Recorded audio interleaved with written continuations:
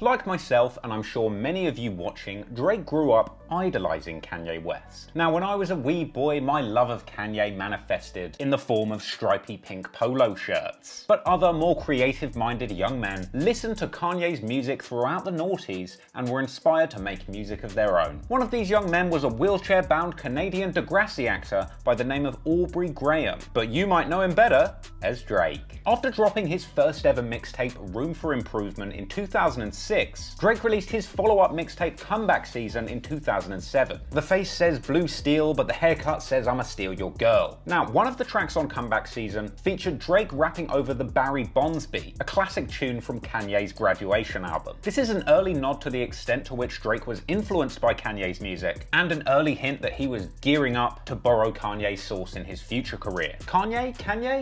I don't know, whatever. Anyway, a young Drake's admiration of Kanye West continued into 2009 when he released his debut commercial mixtape, So Far Gone, which includes a track called Say What's Real, a remix of Kanye West's Say You Will from his album 808s and Heartbreak. But despite what uncited paragraphs on Wikipedia say, the mixtape's producer, longtime collaborator of Drake's, and the best serving size for a bottle of malt liquor, 40, has actually denied the fact that the mixtape's dark ambient production was mainly influenced by Kanye's 808s and Heartbreak. But when Drake is interviewed by MTV News later on in 2009, he calls Kanye the most influential musician he has ever had in his life. And obviously, as Drake's star begins to rise, Kanye begins to take notice of this young whippersnapper. And so, with the help of their shared managers, Drake and Kanye meet initially in Hawaii, where Kanye was recording, followed by Kanye attending a Drake show in New York. And as 2009 went on, Kanye continued to sing Drake's praises, shouting out an innocuous Drake lyric about lesbians as his lyric of the year in a since deleted blog post. Then in June, they both appeared on the remix of Digital Girl by Jamie Foxx, and in the music video we see a sunglasses-laden Drake and Kanye rapping alongside a painted woman, straight up looking like a Canadian knockoff James Bond film, except in this version the villain steals your lyrics. But speaking of substandard music videos, in May 2009, Drake had teased that he had a big celebrity name stepping up to direct the music video for his breakout hit Best I Ever Had. And by July, we find out that that director is Kanye West. Apparently the idea came out of a studio session that took place between Kanye, Drake and Big Sean, where Kanye began pitching music video ideas to Drake on the spot, leading Drake to get their mutual manager to set it up. And while the music video to Best I Ever Had is hardly Citizen Kane, we basically see Drake coaching a bunch of big-titted women. We can do it real big, bigger than your natural titties. But this isn't just any gaggle of braless, big-canned goddesses. They appear to be some kind of high school basketball team that Drake is trying to coach to victory in the finals. And I assume smash. Now, for the record, this music video was filmed in a former Catholic high school, and this is a song about giving girls the best sex they've ever had. No, you know what? I'm sick of people suggesting that Drake is trying to smash young girls. I'm sure this is just an innocent music video about him trying to coach a high school basketball team, right?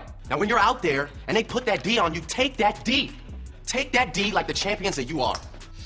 Anyway, of course not everyone loved it. The Guardian appeared to be offended by the outright lack of bras in the film, though frankly those were the best bits. But regardless of what the prudes over at the Guardian think, Best I Ever Had and its raunchy Kanye-directed music video were a runaway success. And it didn't take long for teenage girls in skimpy basketball outfits all over the USA to be screaming, "You the best I ever had." That song was the lead single of Drake's So Far Gone mixtape, and with Kanye's directorial help, it ended up hitting #2 on the Billboard charts. And that's not all. The track gets nominated for 2 Grammy Awards: Best Rap Solo Performance, ironically beaten by Jay-Z's Death of Autotune, and Best Rap Song, even more ironically beaten by Run This Town by Kanye West, Jay-Z and Rihanna. But don't worry, that's all just foreshadowing for future fuckeries coming later. So now, after the huge success of Best I Ever Had, and his numerous Kanye but not inspired by Kanye songs, Drake was a certified star. And of course, with that success, his alignment alongside Kanye continued. They both appeared on the iconic posse cut Forever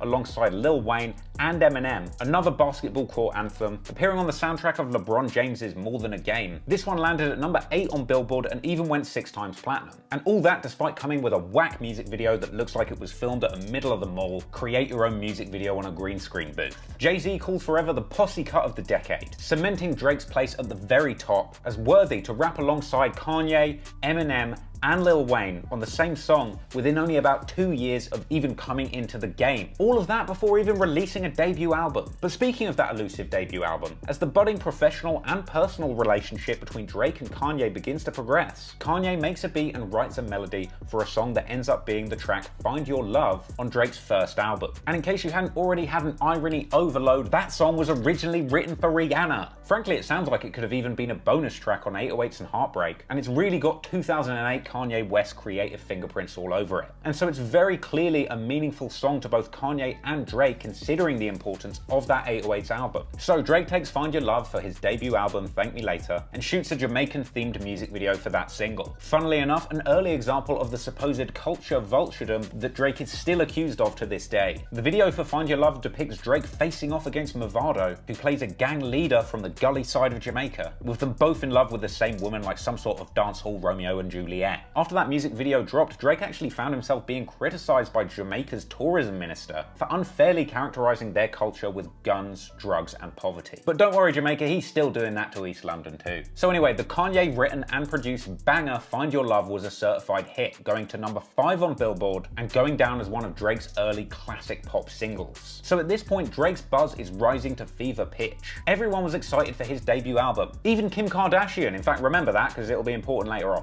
And so when it finally releases in June, we truly see fireworks. Because Drake's debut album, Thank Me Later, sold a whopping 447,000 copies in the first week alone, debuting at number 1 on Billboard. In the space of only a few years, Drake went from a wheelchair-bound nobody in the Canadian acting world to a critically acclaimed Billboard smash, with numerous tracks under his belt that would go down as iconic rap classics. And apparently all of this success started to feel threatening to Kanye West, who actually said in a September 2010 cover story interview that Drake was the only rapper that he had ever felt threatened by. And in a 2013 Juan Epstein podcast, he recounted thinking that Drake had gotten too big after Find Your Love. And soon as it was too big, it's scary. It's like, I was fine with, writing Find Your Love with Drake on his first thing until he got too big. And that was the moment where I had to adjust and deal with this new energy. And perhaps this is why Kanye got on the defensive. Following this, we saw a snippet of the classic Kanye song All of the Lights with a performance from Drake, but unusually, he ended up being removed from the final song. Now, apparently Drake said that he didn't really feel any type of way about this. What I wanted to ask you about was All the Lights. Like, we had heard a leak of it and you were on the record, and then the final came out and you weren't on it. Do you know why you weren't on the final version, and do you feel a way about it? No, I mean, Kanye's creative process is ever changing, he's one of those guys. We make music differently, I make what comes to me and I hate changing it, whereas Ye'll change something 30 or 40 times to get it perfect. And I mean, it teach their own, and the change was to put all those people on it, and I wasn't one of them. That's it's completely okay. Yeah. But the thing is, from this point on, Drake stopped seeing Kanye West as a mentor or an idol. He felt he had learned what he needed, and he began to see Kanye as competition. And so with that in mind, Drake begins his quest to try and surpass Kanye West in every single way. In September 2010, Drake is seen leaving a nightclub with Kanye's ex-girlfriend Amber Rose. But if Drake is Mr. Steal Your Girl, Kanye is Mr. Steal Your Project. Because in 2010, we saw Drake in 2 interviews with my uncle, Tim Westwood. Firstly, one where he discusses the prospects of a potential joint album with Lil Wayne. Talking about me and Wayne. Exactly. But the next time that Drizzy checked in with the big dog Pitbull, he hinted that perhaps Jay-Z and Kanye West might have pinched that idea from him and Weezy, referring to the upcoming joint album Watch the Throne. That we still gotta do that album. Yes, you've still got to do that Some album. other guys are coming out with the album too. There's 2 other guys that are coming out together. 2 other rappers that are coming out with an album together. I don't know where they got that idea, but... I'm very slow. Could you just break it down a bit simpler for me, please? I caught wind of it through the grapevine. It's just like some other album coming out with 2 guys that are rapping on it. Can anybody help me around the store, please? Oh, those 2. So we'll see how that goes. You mean the older guys? Oh, I didn't say that. I did. They look young to me. in their movements and whatnot. Yes, they keep it flexible. Yes. So in 2011, the competitive landscape in the hip-hop scene is heating up, and in May, the DJ Khaled song I'm On One drops, featuring a verse from Drake where he says, "I'm just feeling like the throne is for the taking, watch me take it." And although immediately afterwards, Drake denied dissing Jay-Z on Twitter, in October 2011, Drake told The Source that he wanted to surpass Kanye in every way. Now, at the time, this statement doesn't provoke any kind of public reaction from Kanye, and their relationship stays behind the scenes for 2012 and most of 2013. Eventually, in August, Drake brought Kanye out at the OVO Fest, proving that they were on good terms, followed by a little bit of on-mic PDA. It's been a lot of rappers that came in the game that wasn't able to do something like this for their city. Kanye actually went on to give Drake credit, saying that him and Jay-Z would have never made Watch the Throne if it wasn't for Drizzy putting on the pressure. And we wouldn't be able to make the music that we made. Me and Ho would have never made Watch the Throne if this nigga wasn't putting pressure on us like that. And in response to this, Drake would call bringing Kanye out at OVO Fest the most important moment of his career, even reiterating the fact that Kanye West is his favorite artist. And many people at the time pointed to this moment as proof that there was officially no beef between Drake and Kanye. But perhaps to Drake, this moment to him represented the moment that he had surpassed Kanye by bringing him out as a guest to an enormous stadium show in his own city. It's a big power move, and we know no one man should have all that power. Anyway, in August 2013, Drake discussed fixing his relationship with Kanye in a cover interview with Billboard, where he acknowledged that they hadn't spoken in quite some time and some tension had built up, but confirming that he likes and respects Kanye and hopes that they get to collaborate more for the fans' sake. But then jump forward to February 2014, Drake sat down with Rolling Stone for an interview that painted a slightly different picture. He started off by showering praise on Watch the Throne, saying that he wished he'd come up with the song Nigel's in Paris. He reiterated that he is indeed friends with Jay-Z and Kanye West, and downplayed his lines on DJ Khaled's I'm On One as just natural competitiveness. But then he went on to also kind of diss Kanye by saying that he had some pretty questionable bars on his Yeezus album, singling out his Swag Healy line, saying that that's some shit even Fabulous wouldn't say. Why you gotta bring Fab into this, Drake? I'm gonna have to throw you in the bag for that one. Anyway, Drake and Kanye kept their distance for the majority of 2014. But at the end of the year, Drake was caught on tape talking about being mad that Kanye wouldn't give him beats anymore because he was competitive. And Kanye, I can't talk about that. I ain't playing with my emotions, man. Kanye gonna piss me off, man, for real. That phone call you just had pissed me off. What? The fact that nigga wanted remix National Attack, but he told me some whole other shit the other day about, oh, he can't do more beats for my album or something like that because he's too busy. Oh, they about to go get it. That shit pissed me off. We don't need that. Don't feel like you need that just because they are the guys and they are the But you know that's not why I feel that way. If he wasn't working on his own project right now and had it and found it in himself to give me what he knows he should give me, you know those would probably be some of the biggest records on the album. They not gonna give it to you. They not gonna let you breathe. He coming out of the album. He don't want you to live. You're right. You know what I'm saying? This is a competition. This is yeah, we love each other to that, but you felt it. You know what I'm saying? No, you felt it. You felt it. He's just out there admitting, look. I love him. He's an idol to me. You know what I'm saying? It's competition though. You know, it's competition. It's his ego, it's competition. Meanwhile, Kanye was ranting on stage, referencing Drake's earlier interviews, suggesting that magazines had been trying to pit them against each other. But overall, still trying to be positive. You keep on talking about Drake and shit, and I'm gonna tell you what it is in the magazines.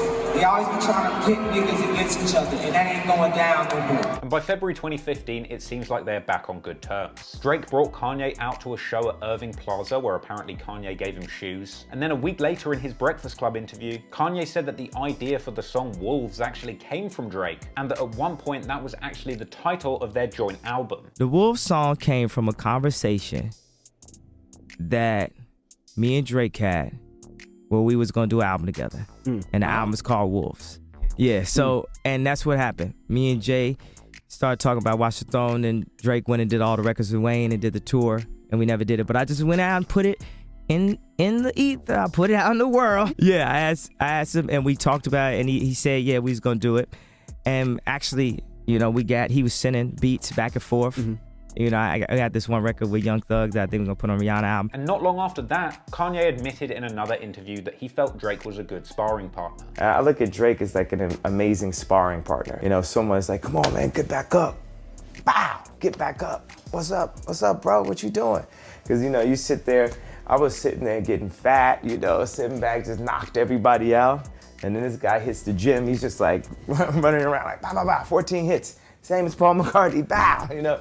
I'm like, well, okay, let me go to the studio then. Let's see what's happening. Let me get these lyrics up. Let me see what's happening. So that's where we're at right now. That's where you're getting these records from. So clearly they remained on good terms throughout mid-2015. They were seen partying together at Hot 97's birthday bash in Atlanta, and in June, probably the only time we're going to see some positive beef popping off between Drake and Kanye, Ye even appeared to be manning the grill at Drake's pool party. I heard Kanye's the most controlling barbecue chef since XXXTentacion. Anywho, Kanye returned to Drake's OVO Fest in 2015, seemingly on good terms, but then out of nowhere, on December 31st, 2015, Kanye drops the track Facts, a song where he celebrates getting his Adidas deal and dropping a lyric where he says that if Nike didn't have Drizzy, they would have nothing. Ironically following that up with another line saying that if Nike didn't have Don C, they would also have nothing. Which is it, Kanye? No, you know what, Kanye, you're actually right. If Nike didn't have Drake, Don C, Michael Jordan, Tiger Woods, Rafael Nadal, Derek Jeter, LeBron James, Maria Sharapova, and Cristiano Ronaldo, they wouldn't have nothing. But anyway, all of this endorsement shaming had Drake moving like Drizzy Keemstar. Because a few weeks later, Drake popped off publicly, dropping his 2016 anthem Summer 16, which of course featured the iconic line, "Now I got a house in LA and I got a bigger pool than Ye. And look man, Ye's pool is nice, mine's just big is what I'm saying." A fact which was even confirmed by internet sleuths. But of course Kanye West, the ever mature man, had a very level-headed response when somebody pressed him on the size of his pool. They ask you this, and keep this 1,000 with me, Kanye.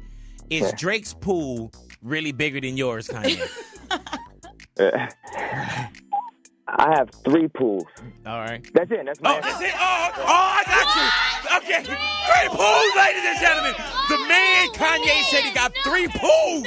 Exactly, Kanye. I actually said the same thing to my ex-girlfriend. It's not the size that matters, it's how many homies you can tap in, am I right? No? Okay.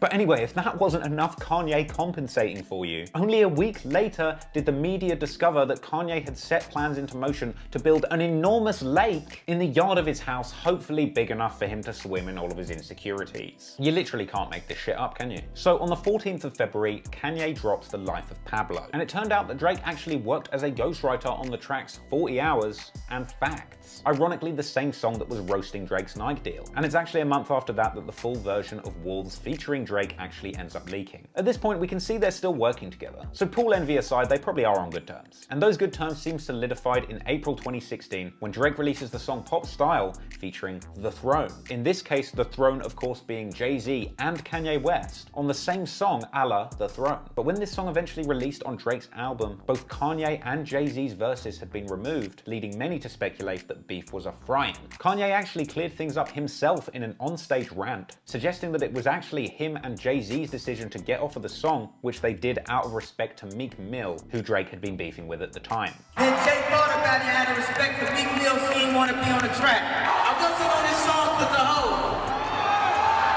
Because it's a title apple bullshit. And Drake eventually clarified that there was no hard feelings for what went down over that song, as we saw in an interview with Zane Lowe. Jay and Kanye are on it or are not on it? I just ended up going with my version of that song. Really, I just was trying to get Ye on it at first, and Ye just sent it to me like that, like, yo, Jay kind of just did my first few lines for me, and he was just here, and that's how we, flexed it. And funnily enough, it was this same Zane Lowe interview where more questions were asked about those swimming pool jabs directed at Kanye. How fucking big is Kanye's pool? That's the big question. And how big does a pool have to be these days in order for it to get a name check in a record? That was really just like some friendly neighbor bars. Me and Kanye, I take pride in being Kanye's neighbor. I take pride in our little community of Calabasas, and it was just me poking fun at living up the street from him, and never any disrespect intended. It was supposed to make people laugh.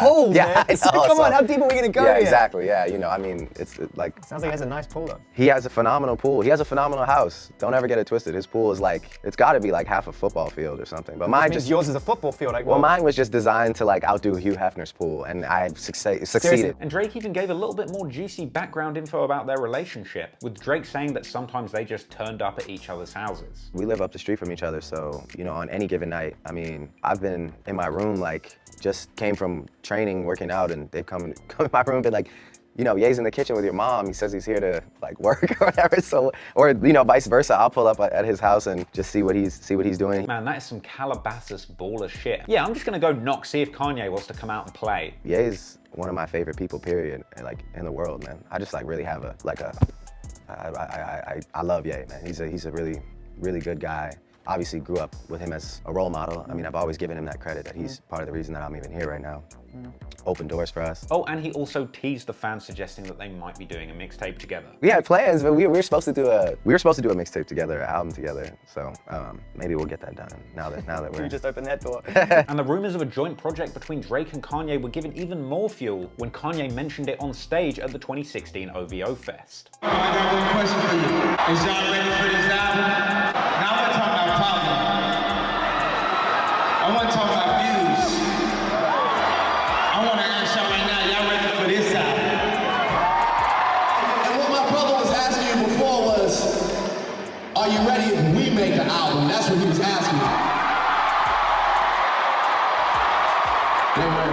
One more time for my brother. And I've got to point out that immediately after this, Kanye lowered himself off the stage through a trap door on some Prince shit. I mean, this shit just made me laugh. It looks like he's being fed into a shredder and he's going to be turned into clout burgers. It was actually that same month, August 2016, that Kanye tweeted out the word glow, which turns out was a reference to the recording of a joint song between the two of them called Glow, but actually ended up on Drake's More Life album releasing the following year. That song actually had a lyric in it referencing Calabasas as the new Abu Dhabi. I mean, it makes sense, you know, Drake's good at stealing girls too. But on top of the onstage and Twitter-fingered speculation, it seems like Drake and Kanye were taking steps to promote this possible joint project. Billboards even popped up with that Abu Dhabi lyric, alongside OVO and Good Music logos, their respective labels, convincing many that this joint album was indeed a done deal. The next day, Kanye even played Pop Style live and asked crowds if they were ready for this album. Yes, Kanye, we are ready, just put the goddamn thing in my ears. And in November, Drake continued teasing the fans, posting a picture of him and Yeezy together with the caption, "There goes the neighborhood." But unfortunately, later on that same month,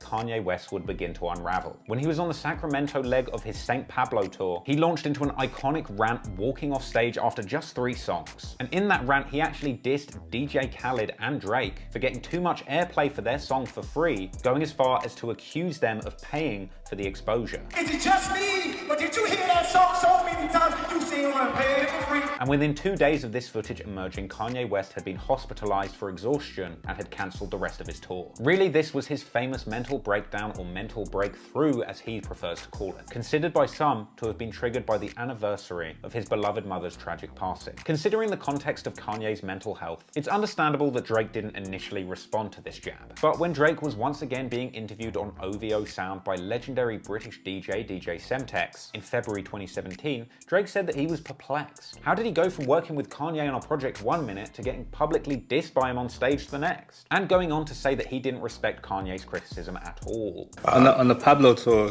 you know, he said a lot of things that's well documented, but he was also saying about, you know, before the last show, he was talking about how he was sick of not being able to do certain things or whatever, and he was saying everyone should just come together and make music. I'm not really sure what he's referring to half the time, you know, because in the same breath, I mean, you know, I went from being like working on a project with him to him sort of like publicly on me and DJ Khaled for being on the radio too much, you know.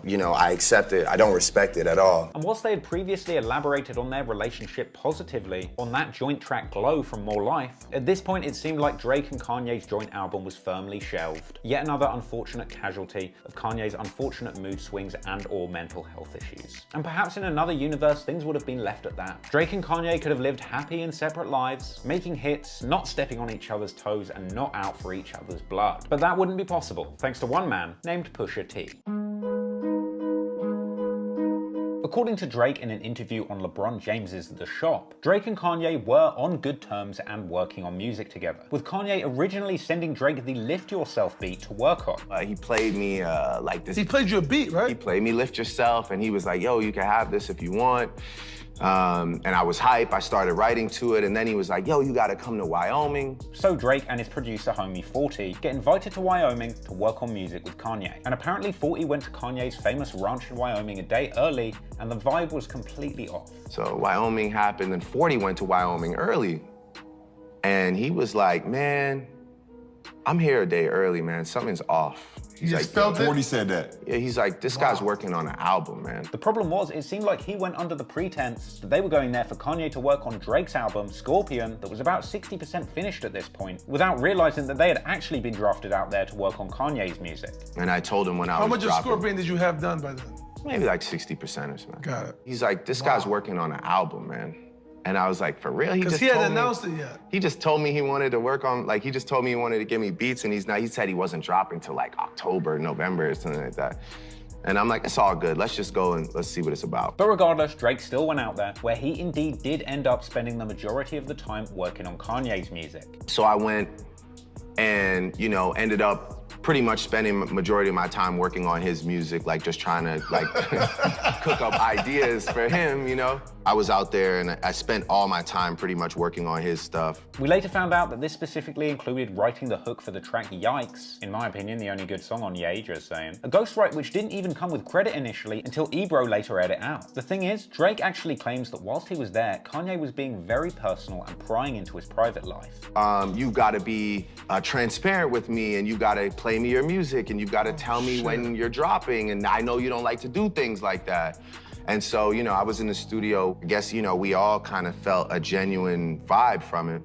So I played him my music, and I told him when I was dropping. By the way, I'm in Wyoming. I play him March 14th.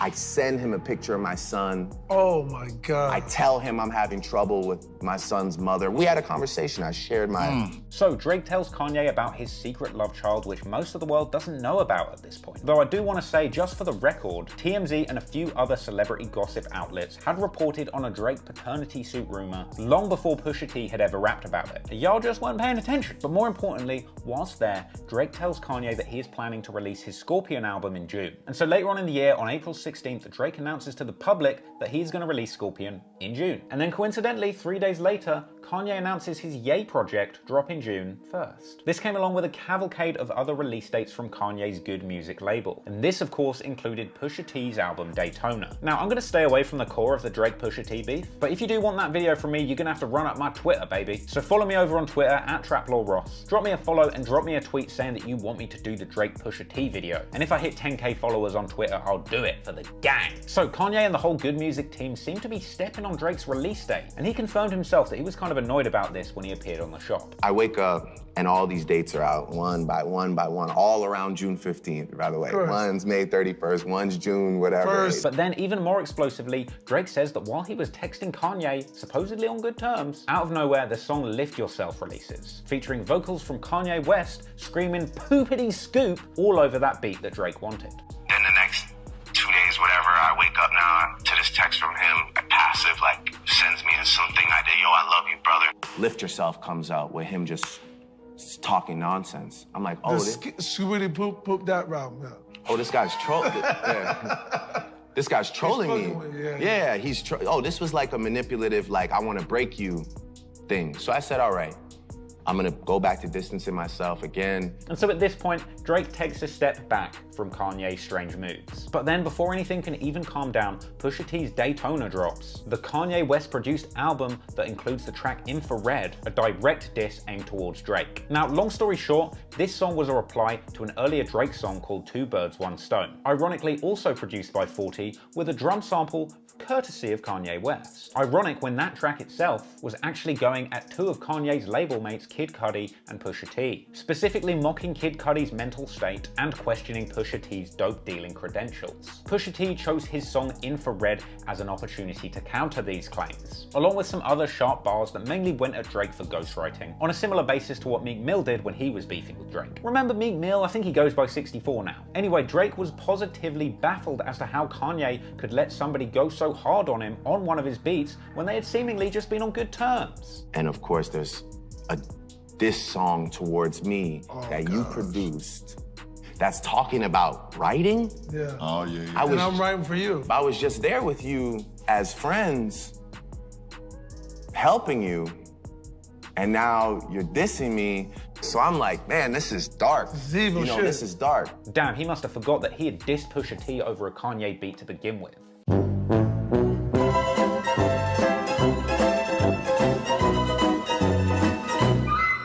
So the very same day that Daytona and that diss track Infrared dropped, Drake clapped back quick time with his Duppy freestyle, a brilliantly smooth response that seemed to be more focused at putting down Kanye than Pusha T. He of course rebuffed those ghostwriting allegations, saying that if anything, he is the one that changed his ghostwriter Quentin Miller's life, and that if Quentin Miller has no hits, Drake is really the one helping Quentin. I mean, the song's opening line says that if you rebuke Drake for working collaboratively with Quentin Miller, then what is he supposed to think of Kanye, who has sought Drake's ghostwriting help in the past? Pointing out that he popped style and let him repeat for 30 hours. Of course, a reference to Drake's ghostwriting on the song 30 Hours, and of course Pop Style, the song that he had taken Jay-Z and Kanye off of, as well as going on to say that he could never have a Virgil in his circle and hold him back because he makes him nervous. A reference to Kanye's fractured relationship with fellow fashion buddy Virgil Abloh, who reportedly had Kanye seething with jealousy when he landed the creative director job at Louis Vuitton. I felt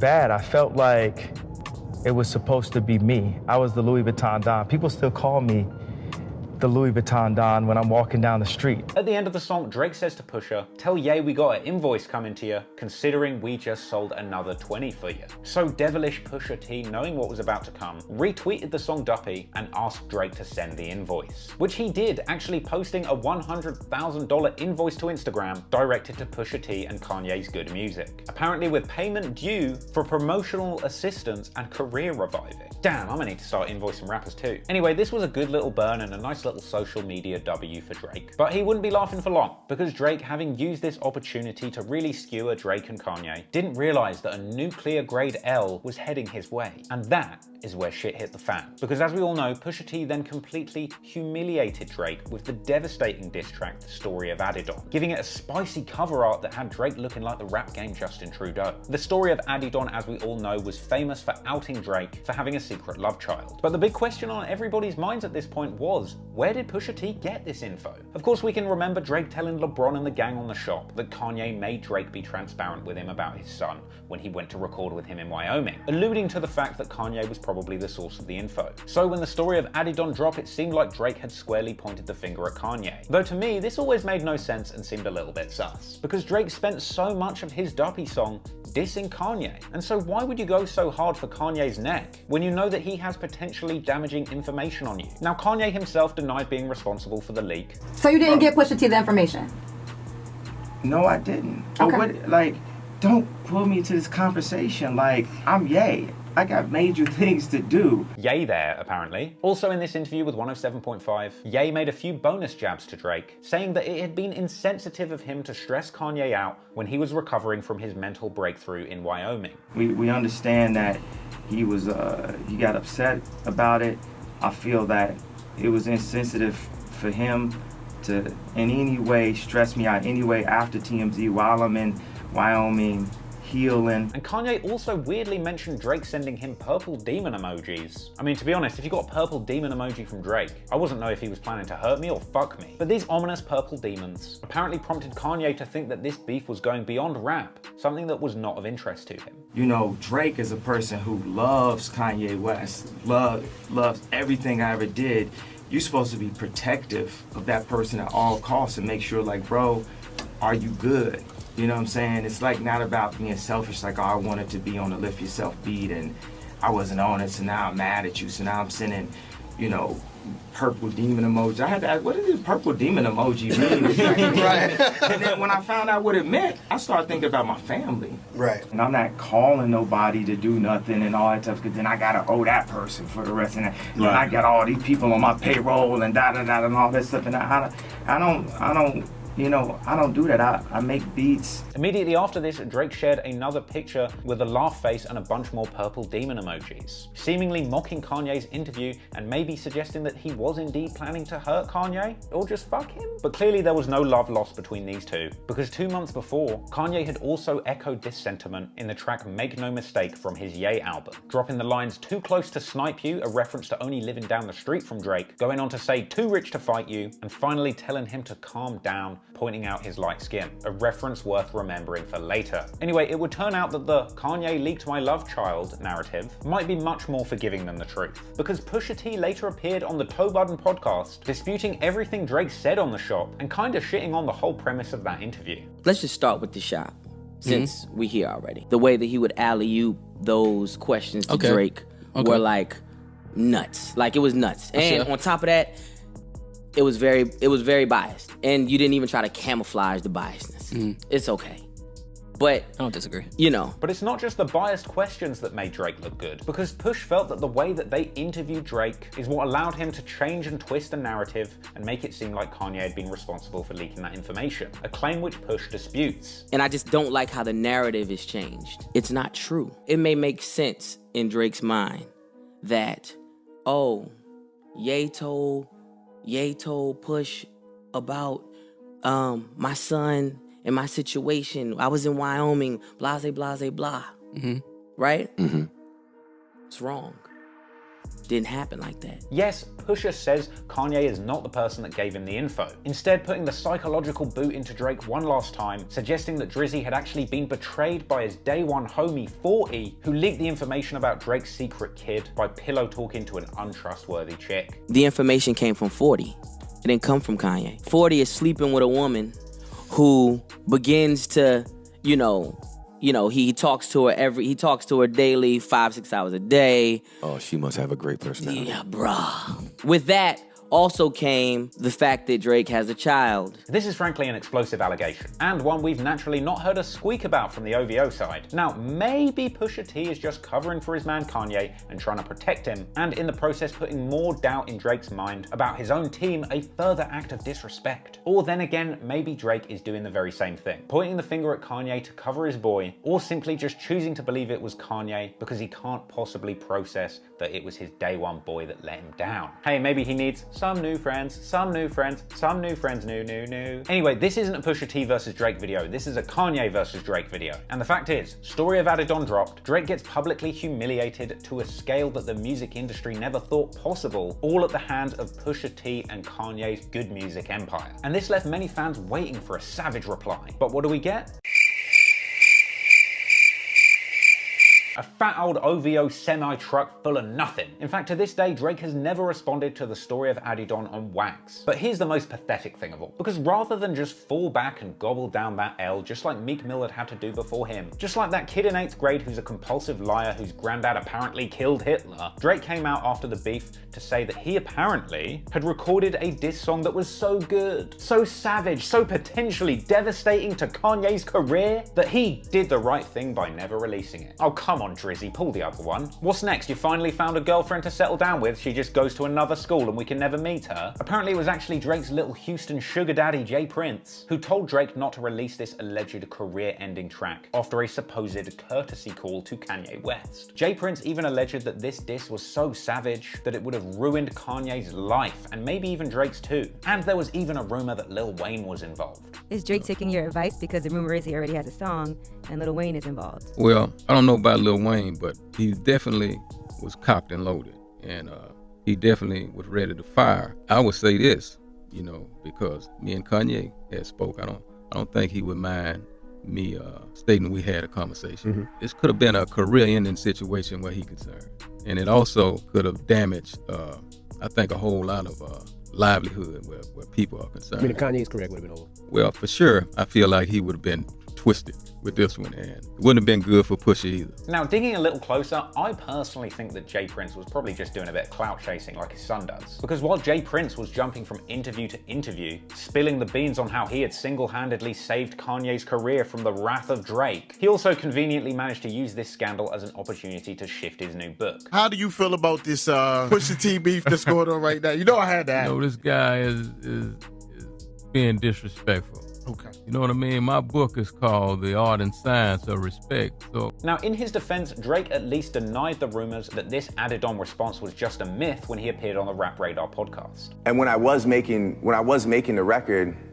in response, which was a real record, I know people think it's like some myth.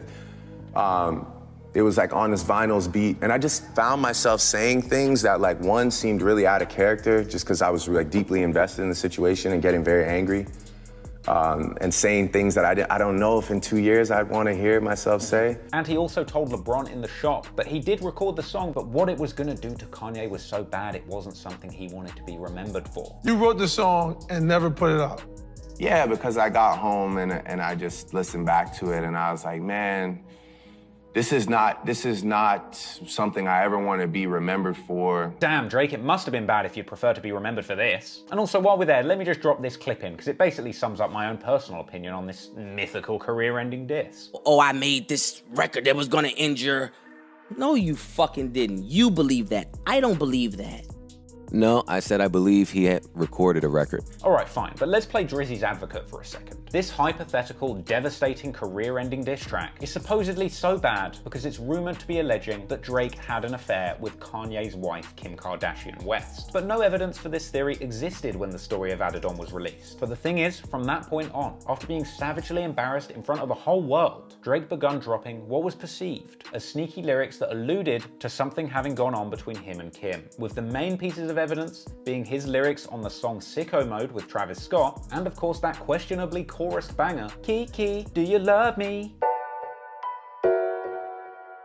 Now, the affair between Drake and Kim nearly came up in that Pusha T interview we looked at earlier, and it was a slightly uncomfortable moment. I don't want you actually saying my wife's name. I don't. Somebody might misconstrue that with you actually knowing her or something like that. I'm not with that. We're not gonna play with that. Which is the same confusion that's going on currently with Kanye. Which I ain't got nothing to do with nobody else's wife. Neither do I. Right. Push also said rather ominously that Drake was dead wrong for what he did to Kanye. He's wrong for one. He's wrong for one.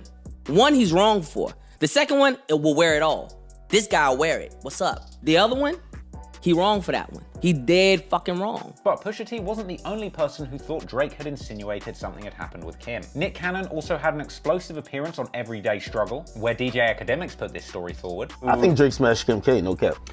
Come on, man. Let's stay on topic. And Nick, too, insinuated that he felt something fishy had gone on between Drake and the Kardashians. There's something that Drake holds over that whole family that he like, y'all don't want me to let this out. Now, there's certainly plenty of evidence for a long-term connection between Drake and the Kardashians. As far back as 2013, we saw the Kardashians hosting both Drake and Kanye West for dinners at their house. And Drake has been pictured with numerous members of the Kardashian clan over the years. After Kylie Jenner's birthday bash, Drake spoke about spending time with the Kardashians. Are you part of the Kardashian family right now because you performed with Kylie's birthday? You've been there?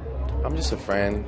I really like Kylie a lot. I really like Kendall. You know, everybody's really nice. Chloe's really nice. And obviously, you know, the queen of it all, Chris, is like, she's my favorite. That's like... Oh, while we're there, he also dropped this clanger. You know, you talk to a lot of girls like, oh, modeling, acting. But I like to hear okay, what girls are you talking to? No, but I'm saying I like to hear about like school. You know, school, like girls who are still the age that go to school. No, I'm done making fun of Drake and young girls. There's no evidence to support those claims. See, here he is just trying to innocently kiss Kylie Jenner at her 16th birthday. Nothing untoward going on here. Anyway, Drake is known to live nearby in the Hidden Hills area of Calabasas, just up the street from the Kardashians and Kanye. So it's clear that for the longest time, Drake has indeed had his feet underneath the Kardashian dinner table. But an affair with Kim? It's a bold claim, and a lot of people were asking, where is the actual evidence? Well, one of the most comprehensive pieces of media supporting the affair comes courtesy of a bumper thread on Twitter by some guy named Tyler Morrison, who at the end of 2018 took a closer look at all of the tidbits of evidence suggesting that Drake had made bed brownies with Kim Kardashian. Some of it's very convincing. For example, it suggested that the song 8 out of 10 on Drake's Scorpion album is directed towards Kanye, a theory also supported by Academics and Nick Cannon. Drake was subliminally saying some shit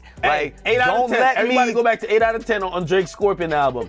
Your trainers listen to me, your wifey's listen to me. Like he's naming a bunch of shit. He's saying and talking shit. all Calabasas And only Kanye knows. He's like, if this nigga come out and say this, it's over for all of us. 8 out of 10 starts with the line, "Too rich for who? You just got rich again." Likely a reference to Kanye's lyric in the Ye track, Make No Mistake, where we saw him say that he's too rich to fight Drake. But that's not all. Elsewhere on 8 out of 10, Drake drops more ambiguous bars that seem firmly directed at Kanye, culminating in a stinging line saying that his sister, trainer, homies, and nannies are listening to his songs, and that your wifey is perhaps doing something more. Now, that is definitely a plausible reference, but it doesn't necessarily provide any proof that Drake and Kim have had an affair affair beyond sneak disses that are probably just meant to mess with Kanye's head. Another tidbit that is really a little bit of a reach is Drake captions on Instagram, apparently referencing captions Kim had made on her page months before. Not sure Ray J would say you're shy, Kim, but anyway. Now that Twitter thread goes on to point out that Drake's famous hook from the song In My Feelings, Kiki, do you love me, may be a reference to Kim Kardashian. The evidence of which is numerous examples of Kim being referred to as Kiki by her family and herself, and combined with the fact that she used the nickname Kiki for a shade of lipstick in her own range alongside the names Kim, Kimmy, and Kimberly. Apparently they discontinued the Kim Bucket range, but regardless, this theory is generally considered to be cap, as it's widely believed that Kiki was actually Drake referring to either his early pre-fame girlfriend Keshia or Kiana Barber, a dancer from Oakland who has also been rumored to have been a love interest of Drake's. Now, you know what, while we're making wild speculations, I personally believe that the Kiki Drake lusts after is just Keith from The Office, the British Office. Better.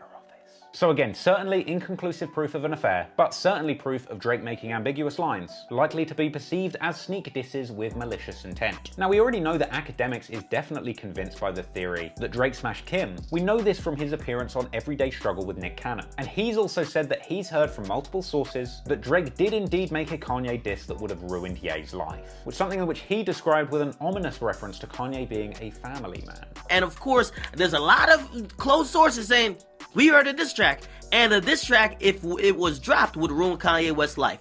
Kanye West is a family man, and if this shit dropped, Kanye West, the exact quote I heard, he would jump off a building. Now, me, being someone who could make an educated guess, man, the only person Kanye West cares about more than himself is his wife.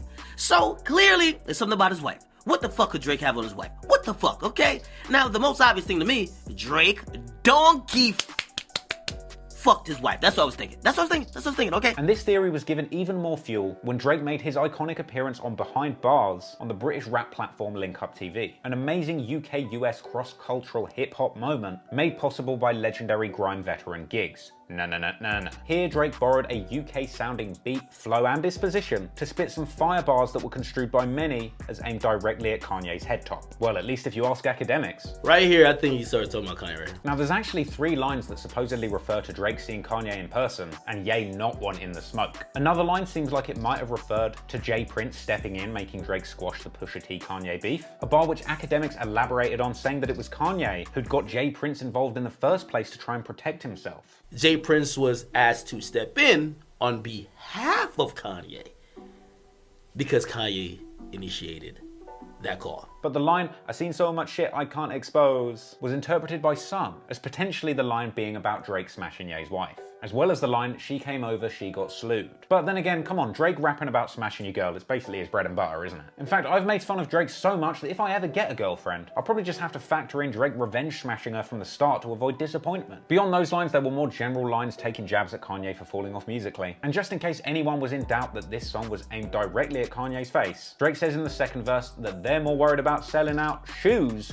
than tunes. Now that one is obviously aimed at Kanye. The song finally ends with one last diss calling Ye a pussy, saying all that bark but we know he's a cat, and that he's coming for him like tat tat tat. I mean, it's hard to come away from this thinking anyone other than Kanye West was the target of these bars. But Drake was far from done roasting his former idol, because at the start of August 2018, Travis Scott's banger Sicko Mode releases with a now infamous Drake feature. You know, the one where he talks about Bill Cosbying himself on a plane. But it's not the questionable refreshments on the air Drake that made this an explosive song, no. It's those questionable references that many thought were a sneak diss towards Kanye. Luckily in this case, Drake later confirmed that he was talking about Ye in the 2019 Rap Radar interview. Those lines were directed at him? Of course, though. Yeah. Of course. I'm not, like, I can't lie to you. Of course they were. But it's also, you know, like I said, this is a sport at the end of the day. Firstly, there's a line saying that he's got scores to settle and that he crept down the block and took a right. It would be easy to assume that this is indeed the score with Kanye, and some keen-eyed Google mappers have even pointed out that taking a single right would indeed plot the route from Drake's to Kanye's house. And on top of that, Drake dropped the famous line, "checks over stripes," a line held by many as a reference dissing Kanye's Adidas shoes, Adidas obviously famously bearing a stripe in contrast to Nike's famous tick, where of course course, Drake has his very own shoe line. Drake goes on to say that Ye has lost his respect and he no longer sees him as a threat, referencing their earlier mentor-mentee relationship at the start of Drake's career before one final nod to Hidden Hills drilling, saying that he circles the blocks where they both live looking for Kanye, but no one's seen him and he is trying to clean him. So Drake's sicko mode is really a masterclass in sneak dissing. But what makes it even more savage, of course, is Travis Scott's close family connection to Kanye, being that he has a child with Kylie Jenner,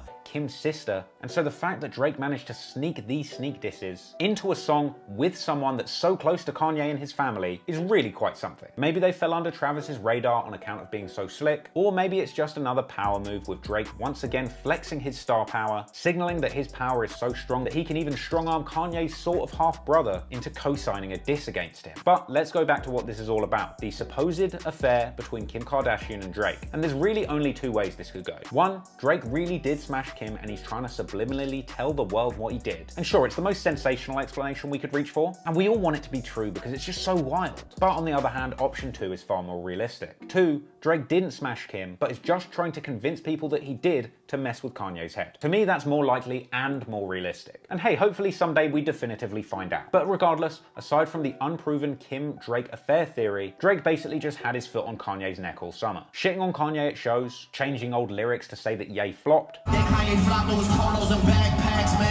And a few weeks later, at the start of September, Drake appears on the French Montana track No Stylist with the famous lyrics dissing Kanye's Yeezy 350 Boost sneakers, saying, "Keeping it G, I told her don't wear no 350s around me." I mean, 350s are trash, so I definitely can't hold this one against Drizzy. And funnily enough, French Montana himself downplayed the diss, suggesting that really Drake and Kanye are just having a tiff like two brothers fighting. The 350 shot, what was your reaction when you heard it? Did you think it would be that big and that a sneaker could cause that? You trying to throw me under the bus? I'm asking though. Artists, you know, they're like, sometimes, you know, brothers always fight. Absolutely. And I feel like that's what they was going through at the moment. And I didn't really like, you didn't pay attention. You know, yeah, I wasn't, because I knew, like, you know, they live next door to each other. Right. So I just felt like, you know, there was brothers and they was fighting. I fight with my brothers all the time. Hey look, it's clearly a Kanye diss however you look at it. And so with all of this disrespect that Drake was sending his way, it was only a matter of time before Kanye responded. And he did so, of course, in spectacular fashion, readying his Twitter fingers for a wave of tweets so diabolical they would make Meek Mill cringe. On the 5th of September 2018, Kanye goes on a Twitter rant apologizing to Drake for everything, specifically copping to stepping on the release date of Drake's Scorpion album and the confusion over the Lift Yourself / Poopity Scoop beat, suggesting that he should have just waited and worked on the song with Drake rather than just releasing it out of nowhere to troll everyone, and going on to rather surprisingly even apologize for letting Pusha T diss Drake for using ghostwriters on the Infrared track that he'd produced in the first place. He then goes on to say that he understands why him and Push went so hard at each other before reasserting that he was not the person who leaked the info about Drake's son to Pusha, suggesting that he knows better than to involve people's kids in beef, something that he learned a few years earlier after speaking to Wiz Khalifa. Because if you don't know, Kanye's ex from way back, Amber Rose, ended up getting with Wiz Khalifa years after she broke up with Ye, and those two had a child together. And for a brief moment, Kanye, Amber, and Wiz had a little Twitter beef where Kanye ended up saying some stuff that was, not a good look. And although Kanye ended his Drake apology series with some positivity, saying that he was coming to Drake's show to show love, whatever happened over the next couple of weeks must have rubbed Kanye up the wrong way. Because next thing we know, Kanye is ranting into the selfie cam of his phone underneath a Chicago train line and speaking mad reckless on Drake's name. First off, saying that if he wasn't medicated, he would have told Pusha T not to diss Drake on a Kanye beat. I just wanted to express some things that were not sitting right with my spirit. Now, the next thing is with Drake. Yeah, I told you that if I wasn't in a medicated state, I might have had the thoughts to, I might have thought and had the wherewithal to say, hey, Pusha, don't diss Drake on my beat. And I spoke about that and took accountability for that. I didn't tell Pusha no information about your baby mama, nothing like that. That didn't come from me. But from there, he continued to escalate and drop bombshells, saying that Drake shouldn't have mentioned Kiki and that he should have come out and denied the rumor that was swirling that he'd had an affair with Kim. The fact that it's people making rumors or thinking that you fucked my wife and you're not saying nothing and you carrying it like that, that don't sit well with my spirit. You know, if I had a girlfriend from Chicago, her name was Renita, and then you was married to Rihanna, I wouldn't make no song called Riri. So when you're like, oh, I don't know where it come from, you too smart for that, bro. You know where that come from. Don't make no record with nothing that could be confused. Now I told you, period is like, don't speak on nobody from my family, nothing that could be even mentioned with my wife. Period. We don't have to talk again. I'm not giving no energy to that. And Kanye went on to reveal that apparently he'd even been in the studio with Drake, where he'd been listening to some of Drake's music and had even suggested to him that he changed a lyric about having Kylie Jenner in his house out of respect to Travis Scott. But when you played that record for me in the studio that said, yo, we got some Kylies, we got some Kendalls, I told you, don't make no record like that. That man just had a baby with her. That's gonna be offensive. That's gonna be offensive to her. I hit Trav about the Ecstasy record and made sure that we was all good, that we know we family, right? So I did tell you not to do that. So at this point, Kanye is big ol' mad. And things were about to get less than good for Pusha T too. Because in October, when Push is playing a show in Toronto, somebody rushes him on stage. Luckily, Pusha was fine, and not long after the commotion, he got back on stage to perform his Drake diss Infrared. With Push later suggesting that he felt Drake's camp was responsible. This nigga paid some niggas to throw beer, nigga. What the fuck is that? Y'all know where the fuck I'm from? You don't even know. Keep going in this bitch. And we actually found out later on that 3 people were hospitalized in the carnage that took place on stage that night. But after that rant, things quietened down until December, when Drake's team gets in touch with Kanye. Apparently, Drake's crew had put in a request for Kanye to approve the re-release of Drake's early mixtape, So Far Gone. If you remember, Drake had that Say What's Real song on there, a remix of Kanye's Say You Will. At this point, Kanye went off at Drake on Twitter, resharing that request that clearly triggered him. And from that moment on, all hell broke loose. Kanye was tweeting harder than Donald Trump on the toilet with Taco Bell diarrhea, asking for Drake to give him an apology for dissing the 350 sneakers, saying that he was taking food out of Kanye's kid's mouth, again denying that he was the one that told Pusha T about Drake's love child, and asking why Drake had been curving him for the last 6 months, but messaging Kris Jenner asking how's the family. He said that Drake was sending purple demon emojis when Kanye was dealing with real emotions and that he needs an apology for that. He went as far as to suggest that they could even pay to have something violent done to each other, likely a response to all of Drake's references to letting it tat tat tat on Kanye, or his claims that he supposedly has mob-tied goons ready to kill people for money. Apparently, Kanye suggested that Drake had bought the first 2 rows of Pusha T's show on some 50 Cent Ja Rule shit, probably a reference to that Pusha T Toronto show rushing, with Kanye going on to reference the people that got put in the hospital. Eventually, Ye confirmed that Drake had called him, declaring mission accomplished,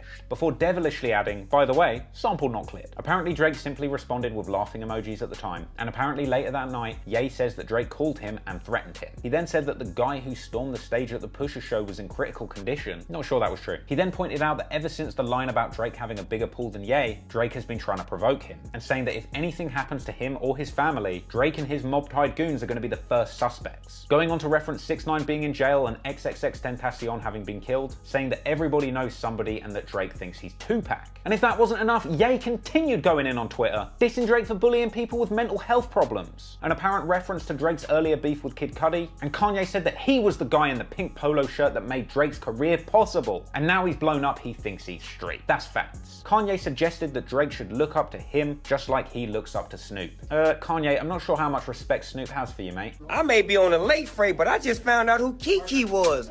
Kiki is your bitch. That's why you're so mad. Cause Drake put dick in your bitch. Anyway, Kanye tweets that the 2 of them are too high profile for Drake to do anything street to him anyway, and suggests that Drake is just trying to bully him but it ain't gonna work. Eventually saying the same thing that I've been saying for ages, that Drake talks all of this shit but he wouldn't say none of it to Jay Prince, because Drake isn't tough with real gangsters. Before eventually calming down and changing his tune, firstly saying that they should talk to show the world that black men can settle things without ending up dead or in jail, before immediately losing his resolve, pointing out that Drake dissed Kanye on sicko mode and suggesting that Travis Scott shouldn't have allowed it. He then said he wasn't gonna fight Drake physically, but then said that Drake shouldn't have threatened St. North and Chicago's daddy. But Kanye's fingers were flaming and he continued to tweet, suggesting that he still loves Drake and that this has been a tough year which Drake has only added to, before finally saying that he will never put negative energy into a diss song or record. He then returned to Travis Scott, saying that more bars were taken off sicko mode that were going at Kanye, and reminding everybody that Drake is playing with people's lives, the safety of Kanye's family, and his income. But luckily, eventually it did seem like Kanye had finally calmed down and shifted back to the more positive side of his mixed personalities, before immediately swinging back again, saying that now, as well as Drake, Travis has also called and threatened him too, saying once again Sicko Mode was full of sneak disses, and then going on to basically say that everybody in the music industry owes him a giant debt, before swinging back to positivity once again, randomly tweeting a picture of him at JP Morgan, I assume there to get an advance on goodwill after he just burned through all of his. And then in classic manic Kanye fashion, announcing, I shit you not, that he was launching his own currency, apparently minted by Kim Kardashian. Hey listen, it's no A-coin, but it's a good effort. I think if you hold the note up to the light, you can see a hologram of Kim Kardashian printed in Drake's jizz. Anyway, after that, Kanye finally got over Drake and directed his attention to more important and wholesome things. It looked like he'd been recently finessed by his jeweler, because he then showed off his melted Cartier watch. And he also used this same tweet storm to have a crack at reaching out to Hideo Kojima from Metal Gear Solid fame. I assume that when Kojima saw these tweets, he solid snaked into a cardboard box real quick. The next day, Kanye said that he was actually meeting up with Travis Scott to make sure that there was never another Checks Over Stripes lyric under the watch of his Donda creative agency. But before you knew it, that same day, Kanye was once again pointing out that Drake had attacked Cudi when he was in the hospital for mental health issues, going on to say that the way hip-hop treats mental health is the same as the way it used to treat homophobia back in the 90s and noughties. Ye suggested that Travis and Drake were misguided and that he still loves them, but that was the end of the great Kanye West tweet storm of 2018. This was essentially the crescendo point of this entire beef, and the moment that we finally got a direct line into Kanye's brain, some true perspective on exactly how he really felt deep down about this decade-long saga. And whilst nothing was really resolved, it's probably the best window we possibly could have got into the true workings of their fractured relationship. And if I'm honest, I know Kanye can be outrageous, erratic, and obnoxious, but it really does take a great deal of courage to be so candid about a pretty nasty personal feud that you have with the biggest rapper in the world. And so I've got to say, after looking over all those tweets, I genuinely have a little bit more admiration for Kanye. So, where are we now? Well, clearly Kanye had a change of heart because eventually Drake's So Far Gone mixtape made its way to streaming services. Kanye must have swallowed some humble pie / seen the opportunity for an easy bag and cleared the sample. And Drake actually ended up thanking him in a very long public Instagram announcement coinciding with the re-release, saying directly to Kanye, at Kanye West, a decade ago I rapped over your beat because you just made the best shit. And even though you stay wildin' on Twitter these days, I will never forget what you contributed to the game and my career. Pretty accurate, to be honest. In May 2019, Kanye appeared on David Letterman's show on Netflix and said that him and his family are banned from saying Drake's name. I mean, I'm not sure whether Kim or Kanye implemented that ban, but it's pretty telling as to how far the disdain for Drake must have gotten in their household. But in his usual oversized flip-flop fashion, by October 2019, Kanye was back fully on his Jesus ting, gearing up for his gospel album. And he actually revealed to Zane Lowe that on a forgiveness tip like the big man Jesus himself, he'd left his phone number on Drake's porch as a sign of reconciliation. You cannot be in service to God and be mad at your brother. Have you started that process? Next door. Yeah, I go to Drake's house, I walk over there with no security and just leave my phone number. And over on the other side of the fence, Drake still calls Kanye one of his favorite artists in his 2019 Rap Radar interview. But at the same time, he also said that he wouldn't be open to communicating with him. Kanye West would be my favorite artist, you know, all around, you know, and that's just facts. I mean, I have no problem saying that. It's not like I'm always willing, like I said, I'm always willing to give the love and the credit. But yeah, things have just changed. I'm not just some kid that's a fan anymore. And now we have personal situations. And like I said, a lot of his issues with me, I can't fix them for him. But would you be open to communication? No, not really, because it's not on my end. I have no problem with any of these guys. I don't even know these guys like that.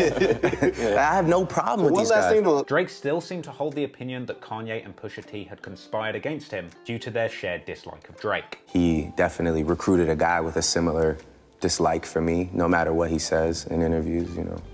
I know that. He also suggested that the reason he went so hard at Kanye on Sicko Mode was pure competitiveness. And you know, from a very early point, I've never shied away from defending myself.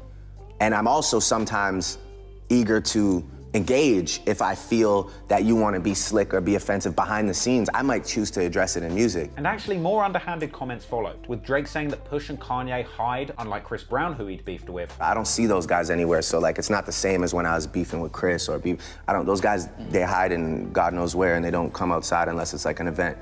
with like security and shit like that. So. And finally, Drake also said that if Ye turns up on him again, he'll be ready for him, as well as questioning whether or not Kanye will ever make secular music again. An obvious prod. God bless him on his new journey, but he's making like, I don't even know if he's ever gonna make like secular music again or not. I don't know which one is non-secular, secular. Yeah. Yeah, I don't know. I mean, yeah, if he turns up on me again, I'll turn up on him again, I guess. Like that's just what it is. I'm always down. And yeah, just is what it is, I guess. And apparently Kanye didn't like these comments about secular music, and he was seen ranting about it days later. But don't call me secular, because secular is trying to say that I do anything for anyone other than Christ. At the end of January 2020, an old Kanye track ended up leaking where he was reflecting on his previous issues with Drake. It was actually a Kid Cudi produced track called Wait for God, where Ye actually had some quite good introspective lines about buying this big old mansion, and then suddenly the biggest rapper in the whole world moved just 4 blocks away from him as if God was playing some kind of trick on him. Shit, I hope a better hip-hop YouTuber who pads out their videos with fart jokes doesn't move in down the street from me, yeesh. Kanye also recounted sometime that he saw a dude riding down the street on a skateboard, thinking it was Drake, and he nearly went to go and talk to him. But it seems like he didn't, and it seems like the Drake-Kanye relationship to this day still remains unresolved. And that is essentially the entire saga right up until the present day. It's clear that Kanye and Drake cannot coexist. Having painstakingly reviewed every single slight, sneak diss, and tweet in this feud, it would truly be a miracle if these two ever kissed and made up. But in spite of the fact that I roast these two legends on a pretty much weekly basis, don't get it twisted, I am an enormous fan of their music and their art. And of course, at the end of the day, me and all the other fans are just truly heartbroken that we're never going to get to hear that Drake-Kanye joint album. But you know what? Maybe it was for the best, because Calabasas just ain't big enough for the two of them. Thanks for watching. Gang, I am closing the merch store. You only got 48 hours to go and cop the last items in the Trap Law merch store. I got these nice little trap t-shirts popping off. I also got the I'ma Stay Home limited edition charity t-shirt, which is also available for the next 48 hours. After that, I'm going to be taking down those items from the store, and not too long after that, I'm going to be launching a very exciting new range of shirts and other designs for y'all. So if you want to cop some of what I've got in the store currently, this is your last chance to do it, baby. And if you don't, well, shout out you for watching this far anyway. I love y'all. I also want to give another humongous shout out to all of my Patreon supporters, the Patreon gang. I appreciate everybody that has been voting for this month's Patreon story. If you didn't know, I am planning to every single month do a story that is selected exclusively by you, the patrons of this channel. So keep on getting your votes in. I'm super excited to do whatever story you guys have decided you want me to do this month, and I'll be announcing which story idea won the vote at the end of my next video. So on that note, I want to give a humongous shout out to the patrons. That's Abraham Perez, Alex Knight, Alien Evasion, Ban Johnson, Basically a Bush, Bash the Prince, Black Lives Matter Fuck the Police 5021, Brendan Wedlow, Chosen One, Chris J, Claire Audion, Deshaun Campbell, Dreezy Draco, Dujuan Jones, Dylan Gordon, Eddie Aguilar, Eric Prince Niceamore, Eric Fredrickson, Frank Forsiglia, Griffin Fuller, Harry Vagina, Henry Bryant, Jay Superior, Jaden Cho, Jameson Filippi, Jason Wyman, Javier Gonzalez, Jay, Jessica Simmons, Kizzlebot, M. Clay, Mark Vader, Mathis Martin, Max Hathaway 2000, Niraj Shukla, Nomad Quinn, Otaku VS, Pamela Vigil, Penis Bag Muck Penis Face, Ryder, Sean Anderson, Senjagara, Shazza from the South, Tammy Whittington, Trauma Hound, Tuxedo Mask, Vampires for Hire, Von Snoogle, Vivi, and Wilson Psychedelic, as well as all of the other names who you see on screen right now. Your support means the world to me, and anybody else that wants to support, head on over to patreon.com/traplawross, where you can support the channel and take part in choosing a story for me to do every single month, and I can't wait to do your suggestions. So once again, thanks again so much for watching this, and if you want to cop any of the items from my merch store, make sure that you cop in the next 48 hours, because I'm taking them bitches down, baby. Appreciate you guys as always. Peace out.